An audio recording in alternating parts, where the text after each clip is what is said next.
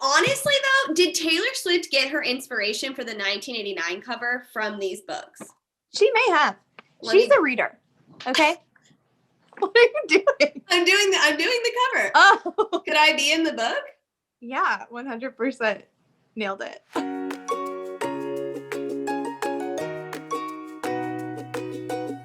Let's see. What is she saying?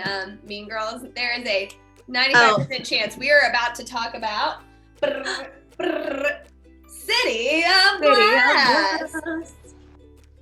Some are saying a wild move yet again by the publishing house to put Sebastian on the front cover.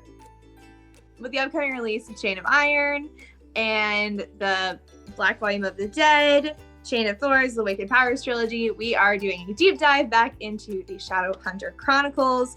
And we're taking a deep look at each novel and going through, looking for clues about future books, looking back on things that we love in past books. Yes, so much upcoming content. We obviously love these stories a lot. In our last couple videos, we discussed City of Bones. City of Ash is not City of Ash. I always say it wrong.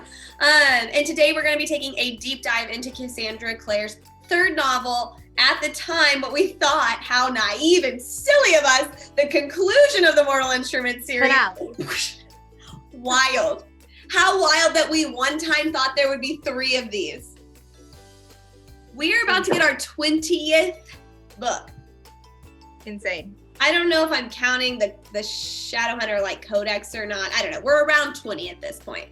We'll be giving a brief rundown about what happens in the novel, and then we'll go through the theme, and then we'll kind of dig into our thoughts on major plot points.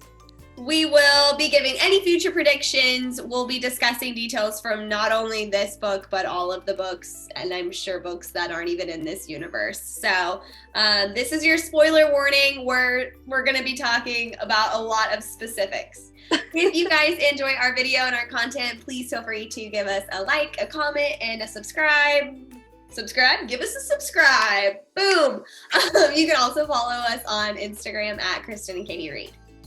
So with that, let's dial up a portal that Clary still somehow doesn't know how to use and figure out what happened in this book. So part 1 of this novel is Sparks Fly Upward.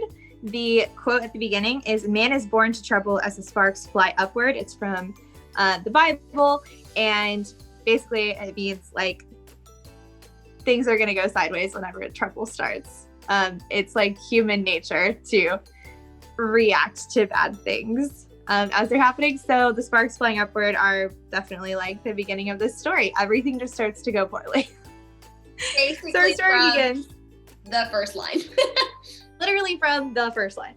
Our story begins in a portal, not that Claire is involved in. Claire believes that she is going to Idris with Jace in the Lightwoods, but Jace has other plans because he does not want Clary anywhere near Idris. As any caring brother. Because he's a caring brother. Yes, I know. But they are attacked by demons and forsaken while they are getting the portal ready, and Simon happened to be there, and he gets dragged through the portal with them to save his life. Oh my gosh, was Simon somehow needed to be kept in the storyline falling through a portal with everyone? Wild! So crazy. It's like they just needed a reason for him to be there. Right. So Claire is obviously furious that she wasn't invited on the Demon Attack Portal adventure, doesn't know that Simon went with them, and goes to Luke and figures out how to make a portal with her stele, which has never happened before. But as we know, Clary is a superhuman freak and can do weird things with runes. So Clary portals them, not knowing how to do it, not knowing where she's going, having never been to Idris, and they end up in Lake Len in Idris, which, spoiler alert, is poisonous to humans. So Luke is able to recover faster because he's a werewolf, and Clary starts to have really fun hallucinations, and they have to walk all the way from Lake Len to Alicante, which is the capital of Idris. Luke sneaks them into Alicante while Clary's like drunk, and spoiler, it's called the Glass City, so that's where our title comes from. And they find their way to Amethyst, Luke's sister's house. Upon arrival from the portal that was legally made, Simon, who is illegally there, is immediately taken to prison. Bummer. Because, in case you forgot, the Clare thinks the Downworlders are terrible. But they think that Simon's really interesting because he's a daylighter. So they want to talk to him instead of sending him right back. Mm-hmm. So Clary wakes up out of her hallucination delusions and obviously immediately sets out to find Jace. One track mind, this one. Well, you got to make sure your family's okay, Katie. And you know what? She should be so happy for her brother because she finds him kissing Aline Penhallow, the consul's daughter. And Aline is a babe, okay? She is. Aline's a babe. Jace doesn't deserve her, okay? I mean, I think he does, but we'll move on. It's fine. So Clary walks in on them kissing and is very upset. And Aline is like, why are you mad, bro? This is your brother. What's going on? Right. And Izzy is like, this is so awkward. And then Izzy supports her brother her adopted brother in a really weird way. That's what happens. More on that later, folks. So true. Clary leaves the house really upset because Jace is mean to her because Jace wants her to leave Idris because it's not safe for her. And Sebastian, Aline's cousin, follows her out and walks her home and then offers to help her find Ragner Fell, who supposedly knows about how to wake up her mom. Tough look for Aline, who does not recognize her own cousin, who she actually did know before this, so. Yeah, she's not really too bright in this book. She gets better. So when they find Fell's house, it's actually not Ragnar that's there. It's Magnus Bane. So Magnus is sitting there pretending to be Ragnar, and he freezes Sebastian so that Sebastian can't hear them. And basically he's like, hey, Ragnar is dead. He left me a warlock message before he died telling me that someone murdered him and that the Book of Grey, or the Grey Book, is at the Wayland Manor, where Jace grew up. So they make a deal that if Clary goes and gets the book and gives it to Magnus, he will wake up Clary's mother as long as he can keep the book. They make the deal, and her and Sebastian leave. And on the way home, Sebastian kisses her. Some would say an actual act of incest occurred in this moment. Some would say. It couldn't be enough that it was insinuated in any way. Had to actually happen. No more hints could possibly have been dropped. I'm just going to state this now. If you did not know that this was her brother, you have no business reading these books. Yeah. Subtlety was not her strong suit in the original trilogy, is all I'm saying. I have been surprised many a times by these books.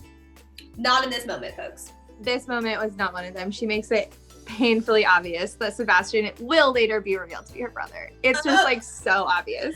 I feel cringy. It's so uncomfortable. So, of course, Sebastian wants to drive a wedge between Jace and Clary, and so he lets it slip that Simon is a prisoner. Clary, having had no thoughts about Simon, realizes. Forgetting he existed. Yes, finds out that he's actually in prison. And whenever she walks into the house and Jace is there, they immediately start fighting about it. However, it's quickly resolved because it's Jace and Clary. And they go off to Wayland Manor to find the Book of Grey. There, they also find an angel chained in the basement called Ithuriel. And he shows them all of these visions of Valentine, Jocelyn, and their children whenever Jocelyn was pregnant. And we find out that Valentine gave his firstborn son demon blood.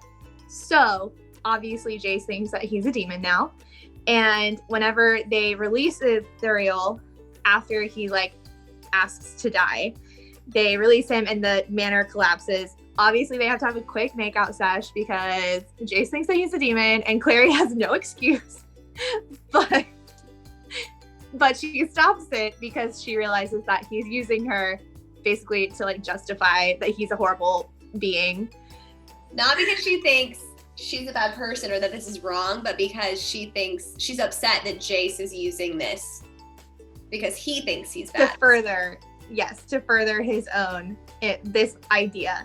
Bad luck well, for our girl. So things are awkward, and then she realizes that she broke her stele in the mix, and they can't portal back to Alicante, and they got to walk. And that was part 1. I am overwhelmed by how much happens in part 1. Hold on to your butts. More happens in part 2. So part 2 is called Stars Shine Darkly. The quote is from Shakespeare's The Twelfth Night. So Antonio says, "Will you stay no longer, nor will you not that I go with you?" Sebastian, "By your patience, no. My stars shine darkly over me. The malignancy of my fate might perhaps distemper yours. Therefore, I shall crave of you your leave, that I may bear my evils alone. It were a bad recompense for your love to lay any of them on me, or on you." So basically, Antonio is saying, like, why are you leaving me? And Sebastian is replying, I don't want to leave, but my fate is dark, and if I stay with you, your fate could be dark too.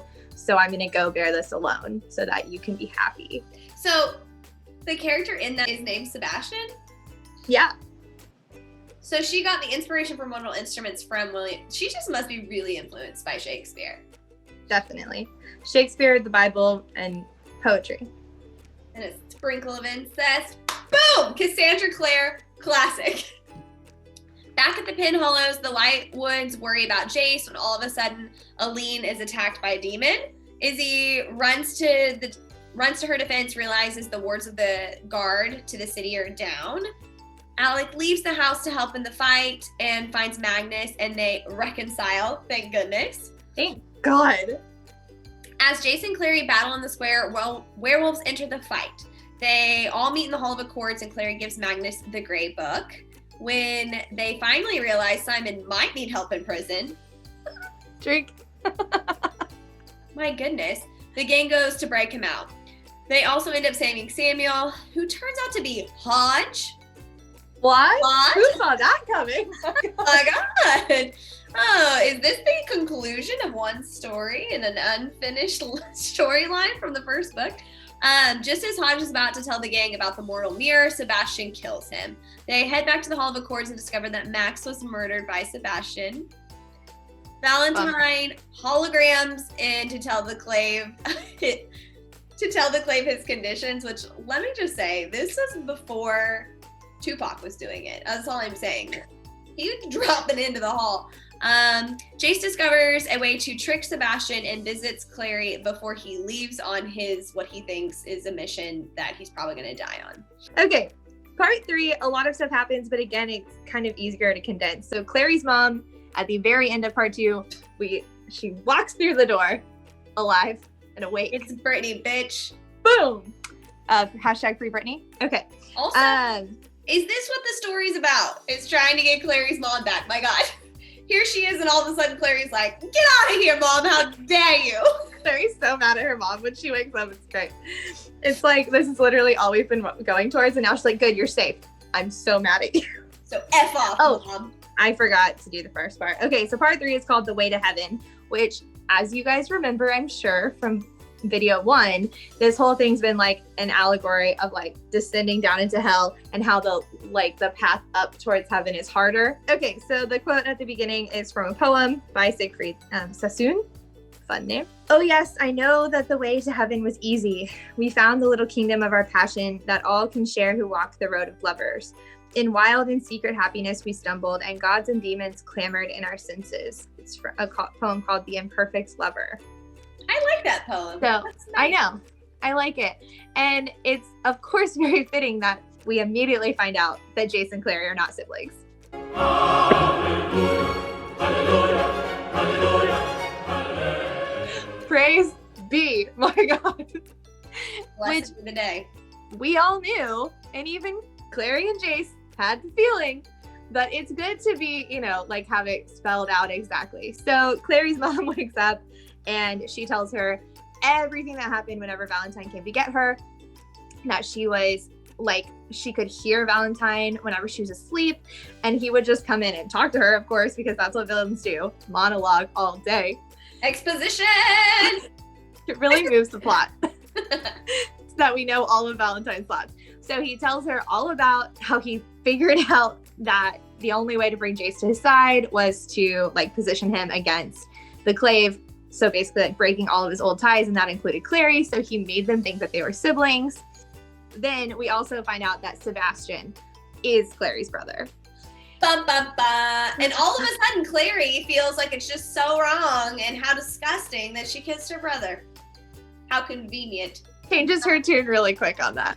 How convenient that it's, well, it's not someone I'm attracted to, so now I'm repulsed by that idea.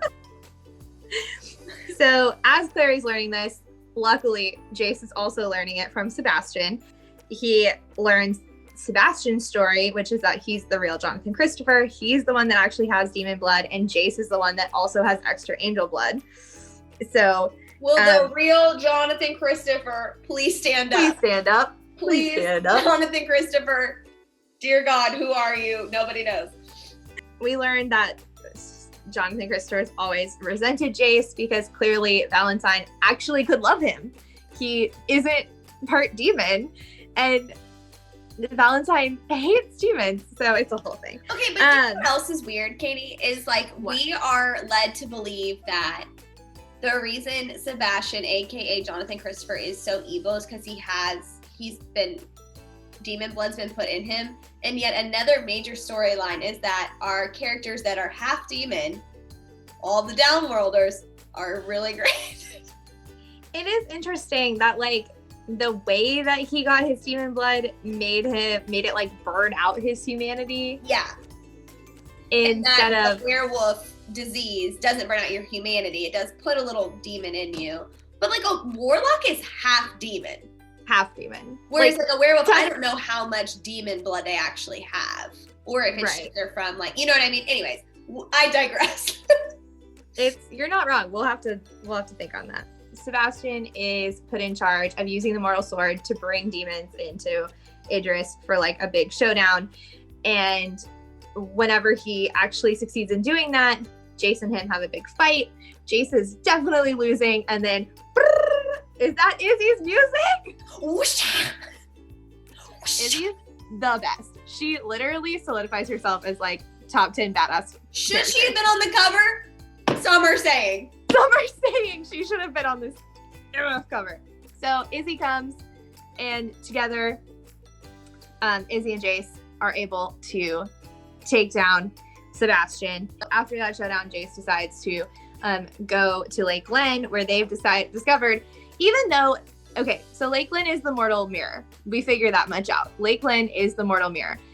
I would say though, the mortal mirror is like less important than the mortal sword or the mortal cup were in the other two books.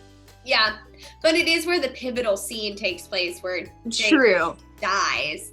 And I really like that twist because you don't see it coming. I do love that Lake Glen is the mirror, but like I feel like for it to be that twist, we like had to kind of underplay how important it was. Yeah, because the whole mystery is no one knows where it is. Right.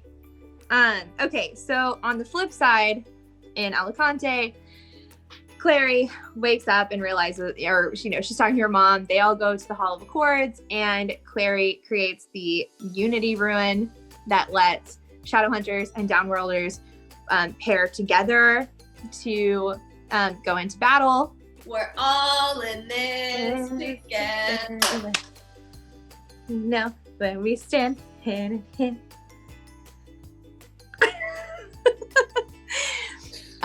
But there's a catch. Of course, the vampires won't fight unless they are given Simon, because guess what? They don't like that he can walk in the daylight. So No. So Clary, knowing that they're planning on killing Simon, puts the actual mark of Cain on his forehead so that if they try and kill him, they will die sevenfold.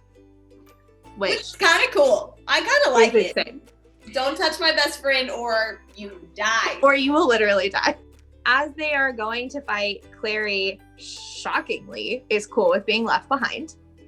But then is, of course, abducted by Valentine and taken to Lake Glen.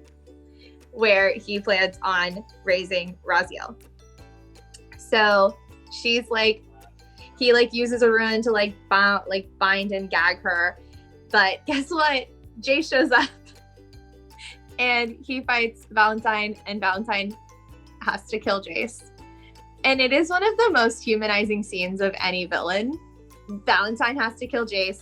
He cries over him, and then he goes and raises the angel. Shockingly, the writing was on the wall. Raziel is like, no, your cause is unjust. You've done a lot of harm.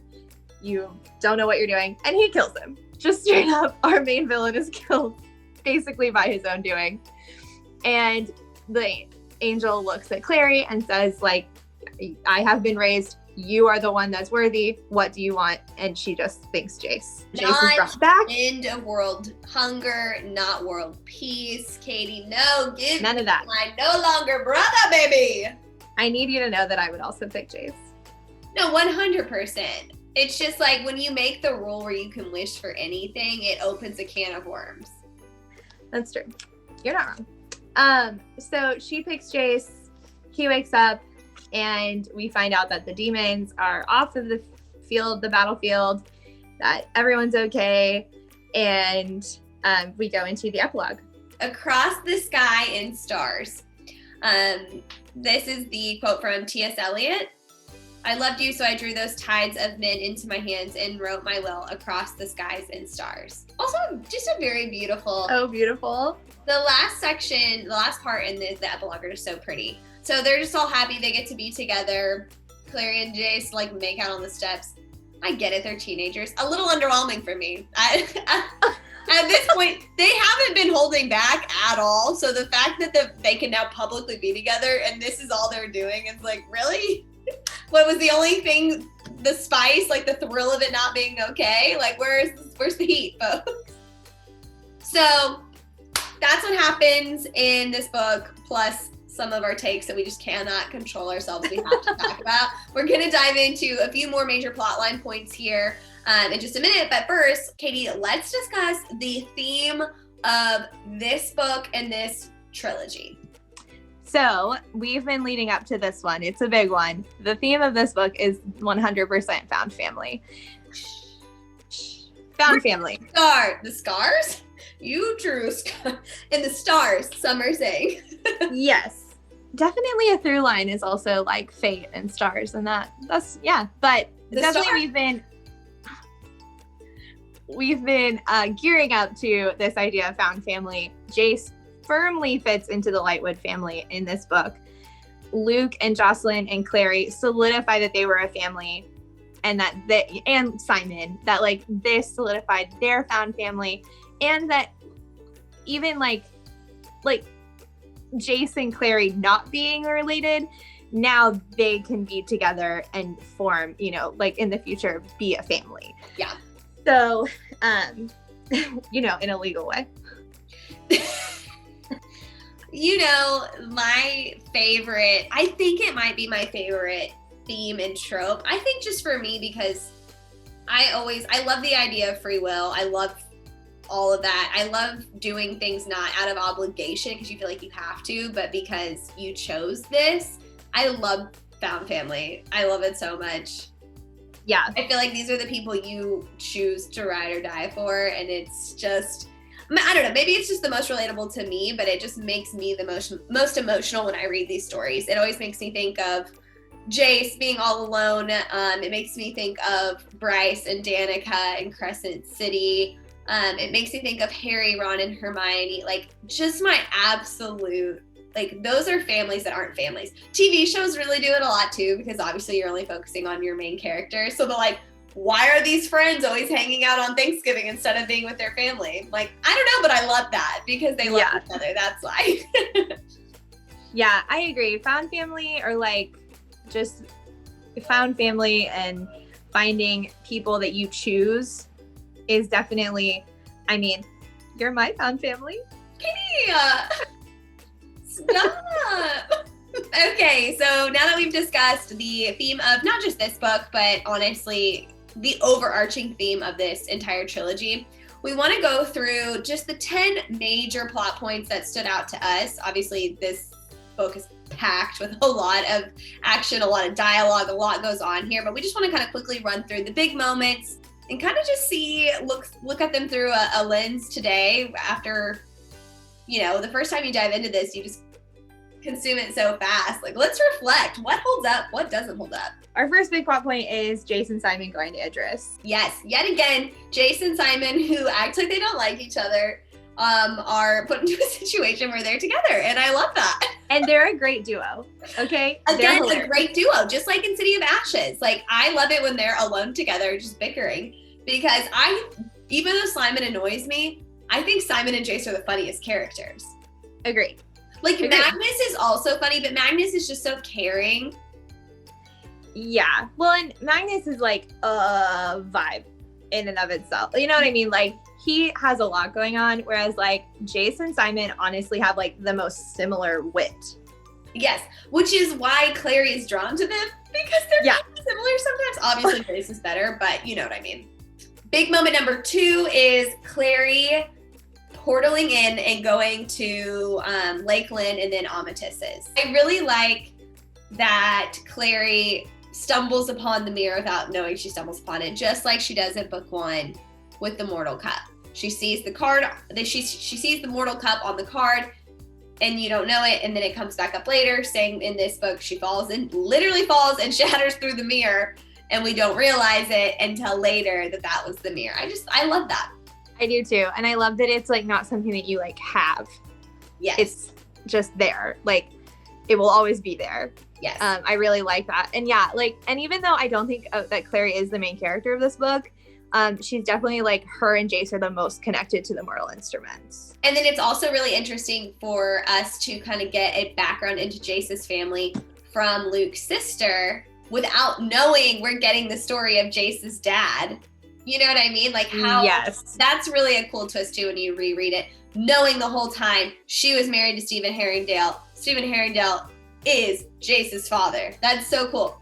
Number 3, Clary seeing Jace kiss Aline and Simon being in jail. My God, so much happens. We had to put them together. I love it a lot. I love Aline and Jace kissing because I live for the drama. Oh yeah, for sure. And he's like this player. Like, yes, he's such a player. He's always been a player. Obviously, I want him with Clary. I've always wanted him with Clary. But I almost wish we could get a prequel. I want to see Jace just being a player, just being a baller. Oh yeah. Spitting his game, hitting on girls. Yeah, that's what I love about the TV show. Yes, is that, like, I honestly Jace doesn't slow down. Here we are again talking about the TV show with Jace and Maya. That's what I picture when I read. Amazing. Is I picture him and Aline in like the most I need to not watch this with my mom moment of all time. I'm like, oh my God. Yes, I mean, they're in a room with the door closed. I mean, wow.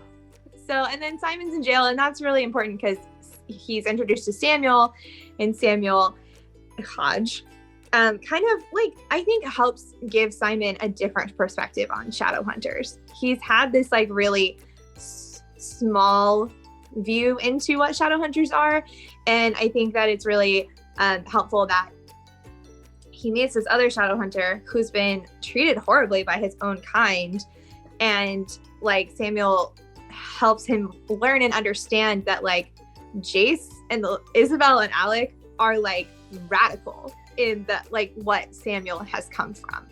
Another teenager sent to jail without any sort of warrant or any sort of anything being served. My God. The Clave really dropping the ball on due diligence. Mm-hmm.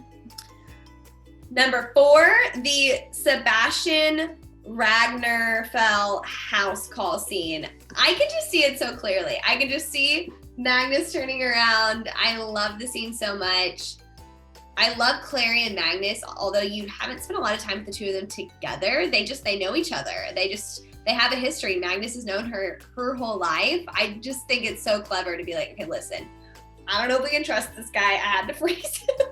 Yeah, no, I love that Magnus immediately gets like bad vibes from Sebastian.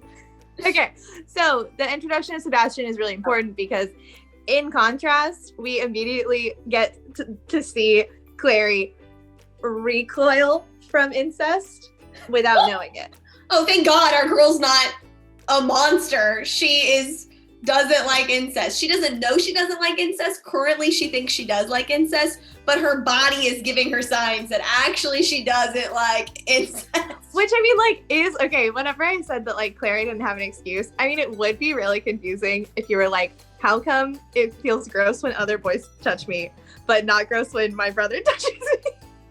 Well, right. That would really mess with your head, okay? Right, but she doesn't think hard enough about it. Like, that thought alone should be like, oh my gosh, why is this happening? Like, just should be screaming all you're thinking about, I'm so upset. And then when you have the realization, there should be more emotion, like just more outpour. It's a book. I actually think a real person would have much stronger feelings about it.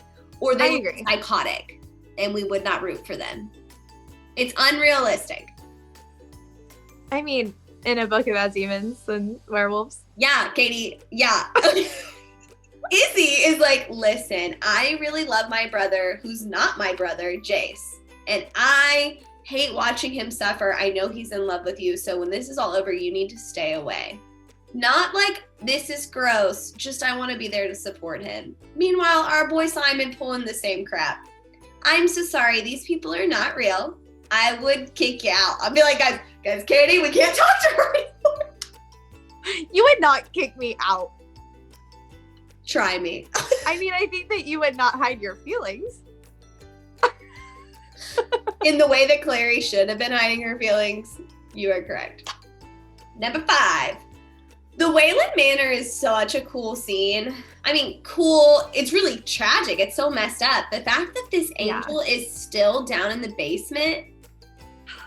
And endured so much torture from Valentine. This is like one of the big moments where you're like, holy shit, that guy's messed up. Yeah, like definitely. More so. I remember being genuinely shocked. Like, first off, just because we did establish in the first book where Jason's like, I don't know what's real. Like, I don't know about these higher powers. I don't know about God, any of that. And to kind of have, although they know they have angel blood or whatever, at this point it's been going on for hundreds of years and the bloodlines have come down. I don't know if they actually truly believe in like angels to have a full-blown angel. It's kind of like when Cassiel comes in Supernatural for the first time. It's like, oh, we're doing that. Like, the powerful beings are here. Like, they're here. So cool that they exist. And then it's like, but you can't be excited about it because they're chained and being tortured in the ground. It's just like, I know this was another scene that was like so vivid for me. Like then finding the basement and hearing Ithuriel's story was just like so sad. He just wants to die. He just wants to get out. It makes total sense to me that Jason would want to torture himself thinking he has demon blood, that he's like, this is why I'm attracted to my sister. That storyline makes me believe that like, oh, going down this incest road was worth it, because it makes sense to me that Jace would think this and be like, this is why it's okay, I'm attracted to you because I have literal demon blood. Yeah, because I'm a monster. Clary has no reason. It's definitely a tougher look for her. It's just an oversight. It's just like, and she's just upset. She's like, well, there's no reason I like him. But again, that's explained because guess what? This girl who doesn't have any demon blood in her is attracted to her brother. Oh, maybe that's because it's not her brother. I can't wait to not be talking about this specific incest line anymore because yikes! 3 books is a lot of incest. I get it. We don't know it in book 1, but you know. Okay, let's move on from incest to my next favorite topic, demons. Number 6. The demon attack. Here's the thing. I'm going to say it. I don't care about Max. Don't care that he dies. I find this to be an undeserving plot point. We just needed to upset our characters. I don't care about Max. In the way that it gutted me when they kill Livy, and Max is an innocent. Max is a young boy. I don't care. We don't know him. He's a red shirt. To have the other side, I do think it's very tragic that Max dies. It's just not emotional to me. It's just like, he's a little boy, and I think that that's sad, like life being cut so short. Like whenever Danica dies at 2, and she should have lived to be 600, like that is tragic, even if I wasn't obsessed with her.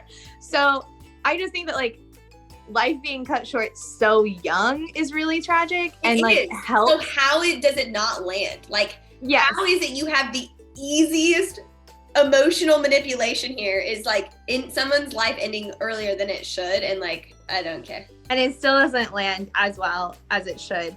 You're right. I just really like the Demon Attack chapters because I think that it really showcases, again, like our duos really well. Like Alec and Magnus fight together, Clary and Jace, and then like Luke comes and they fight together. I just think that whole scene, she just writes action and like battle really well. Then we get our seventh one, our seventh biggest point, the reveal of Jocelyn's story and Jace, and then the Sebastian and Izzy showdown stuff. So I just think this is a really cool, clear-cut, dry scene. Like, finally, the last piece of exposition comes together. We have all lighting into place. Finally, we have all the pieces of the past to fully understand what's happening in the present. And we get to see Izzy be really freaking cool. Yeah, I like that it's like juxtaposed Jace and Clary finding out. And I really, again, this is like Izzy's moment. She learns that Jace isn't Clary's sister, and she's like, he absolutely cannot die not knowing this. Yeah. Like, she was willing to let him go die a hero whenever he literally thought that there was nothing left for him, but he couldn't have her. And then Izzy's like, absolutely not. Nope. He has a chance at love. I will go save him. For love, Katie, for love. I just love Izzy. I think she's so cool. Okay, the eighth biggest moment, biggest plot point is the Unity Ruin. So the Unity Ruin is really cool. And honestly, we don't really get to see it. Like, because she can create this ruin, it kind of does, it serves its purpose even by having people agree to get it. It's showing that they're willing to work together. So just by creating the ruin and then people being open to getting it ensures that the actual Accords, what they were designed to do, A, that the Accords are going to happen, and B, that they're a little bit more stable, LOL, because not really with everything that happens with the fairies coming up. But again, like, it's a huge moment for the Downworlders and the Shadowhunters. And this is kind of the moment where a lot of our heroes and people that we love they haven't realized that they've had these prejudice, and this is where they kind of start to shed those. It'd be so cool to actually see these scenes happen. It reminds me of in Twilight, in the movie, when they actually have the fake Volturi battle and you get to see what would have happened. And then it's like, whoop, fake out, we're not going to do it because you can see that far in the future. I wish that we could see this fight with them using the Unity Run. I wouldn't be shocked, Katie, if in the final books we get a callback to the Unity Ruin. I think that would be really cool. Major callbacks. Especially because, like, with the breaking of the clave and like the new clave being so accepting of Downworlders, that like that's actually how they're gonna beat the prejudices of the old clave. I think that's a great prediction. Put it here, folks. Predictions. Number 9, Valentine summoning Raziel, killing Jace, and Clary bringing him back to life. So we all know what happens in this, but like, why is this important? The number one thing that stands out to me is that Alec, there's no tragedy in the Parabatai bond yet. And just if she were to write this now, after what we know about the Parabatai, it would be so different. We know in book 4 that he felt Jace die. Yeah, but like, it's not anything. Yeah, nothing will compare to like Will and Jen and Emma and Julian. My God. Well, right. Some would say there's just a forbidden bond that they shouldn't have been feeling that. The Parabatai thing is that, I mean, really through this whole trilogy, I wish that she almost could go back and rewrite some Jason Alec scenes, because I feel like whenever I'm like going through like Parabatai that I love in Shadowhunters, Jason Alec aren't always at the top of my list until like later in the later half of the trilogy. But the big part here is whenever Valentine kills Jace. Heartbreaking. It's so sad. I mean, like, you feel for Clary, you're like terrified for Jace, but then you're like sad for Valentine. It is so weird. I mean, this is the most Thanos moment, killing Gamora, because he's upset. He loved Jace. He believed in this cause so much that this was the right way to do it. It's same as Thanos actually being like, this certain people need to die for purity reasons. I mean, kind of the same. Oh my gosh, Well, yeah. Where'd you get this idea? You know what I mean? It's just, yeah, like sacrifice, like being willing to do the last, like the final thing. Like it's kind of like the Azor Ahai in Game of Thrones, where he had to like temper the sword with his loved one, and like he had to like kill his wife to have Lightbringer. It's like, I mean, that's definitely a theme of like, how far are you willing to go? Yeah.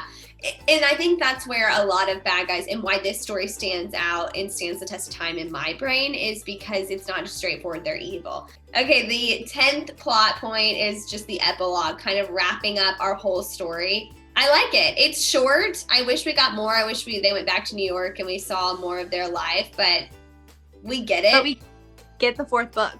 Exactly. So, but I love the things that it sets up. Like, I actually really like that that Alena's like, maybe he just doesn't like you anymore because you're not forbidden. And it's like totally turns on the head of like what we all feel, which is like relief they could finally be together. Yes. But like also kind of like, why are you all jumping each other's bones right now? Because it's not forbidden anymore, folks. Let's get on it. Yeah. But I remember after reading this the first time, not knowing about the 4th book, or knowing that the story was continuing, is I spent a lot of time thinking about what I thought the characters would be doing, like Clary training and her and Jace, like just being actually able to be together, and Alec hopefully, being able to come out and be with Magnus and like their own life that they would have together, just that continuation. I loved that. I mean, thinking that this was the last book, I loved that Simon like didn't pick Maya or Izzy.